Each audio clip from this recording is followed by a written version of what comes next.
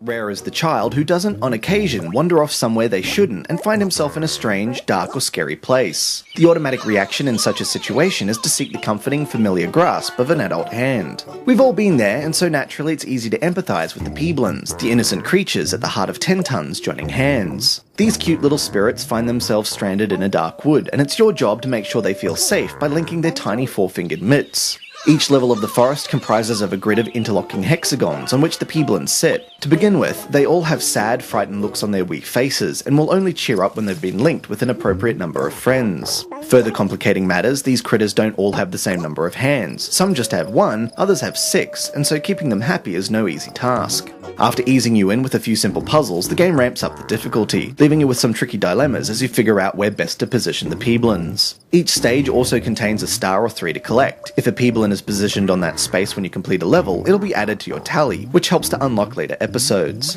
Every new chapter introduces a fresh new monster type, ranging from ghosts who scare Peeblins in adjacent areas, to pale emo-fringed creatures who just want to be left alone. Once beyond the first 2 chapters and the introductory stages for each new creature, joining hands can get surprisingly tricky. You'll often work out what seems to be the perfect arrangement, only to find a single unhappy straggler forcing you back to square one. The Peeblins will automatically reach for the hands of another, but on occasions where they have several choices, they won't always pick the right one. This means it's possible to have the correct solution, but with the wrong hands linked. In other words, while you're less likely to finish a level by happy accident, though this does happen on occasion, the answer can be staring you in the face without you realising it. Still, without the pressure of a time limit, you can complete each puzzle at your own leisure, and with 90 stages in total and more to come via updates, there's a fairly substantial selection to work through.